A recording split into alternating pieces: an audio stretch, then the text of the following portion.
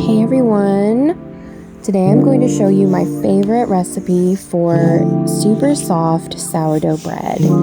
This is the first recipe I used that really yielded a successful loaf.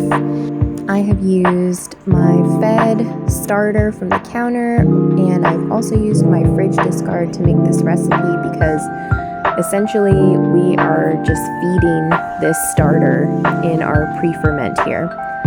So we're mixing warm water, flour with our starter, making sure that it's peanut butter texture-like, and then we're going to cover it and leave it on our counter overnight.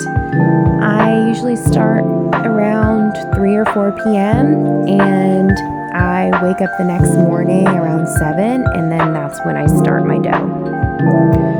So here's the next morning. You can see that our starter has doubled in size, which is perfect. That's exactly what we want for making bread with.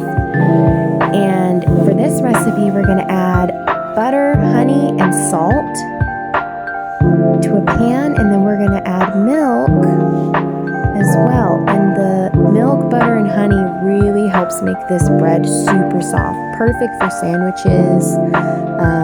It's going to be not that really thick crust. It's very soft. So we're going to go ahead and mix our pre-ferment here with our mixture of the warm milk, honey, butter, and salt.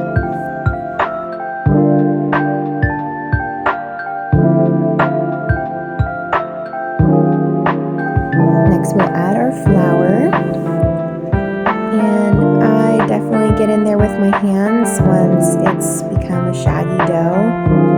And to knead, I just really grab at the sides and pull it towards the center. And I do it quickly because the dough is pretty sticky. And I will advise you, don't add more and more and more flour because that's going to give you a really dense loaf. This recipe, it is meant to be slightly sticky.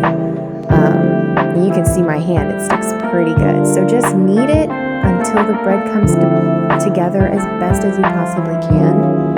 And when we let it double in size on the counter, you will find that it's going to be a lot more manageable the second time around. So don't worry that you did something super wrong. You can touch a little flour on your hands to get it off of there. And we're going to go ahead and cover it up and let it double in size, okay? Takes about 2.5 to 3 hours. It'll go faster if your house is pretty warm, but I keep mine kind of cold. And we're just going to punch the air out. You can wet your fingers with some water if the dough still feels sticky, and that does tend to help. And I'm just going to get mine into a nice round ball this time since the last one was a little more difficult to work with. Okay, we literally are just going to cover it up again and let it double in size all over again. And you'll know it's done when you poke it and it leaves the indent there. You see that? That's how you know it's proofed all the way it needs to go. Now let's dump our dough out onto a floured surface and get a rolling pin. And we're going to flatten it out like a pancake. And then we're going to fold it like an envelope. We're going to fold one end to the middle and the other end on top. And then roll it again. And then we're going to take the long end and roll it all up together and then pinch it and make little stitches. I hope that makes sense with my visual here.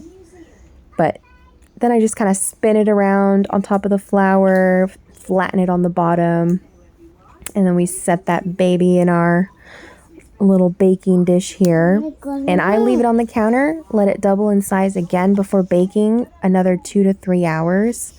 But sometimes I'll let mine go 6 to 8 more hours on the counter, and it's wonderful.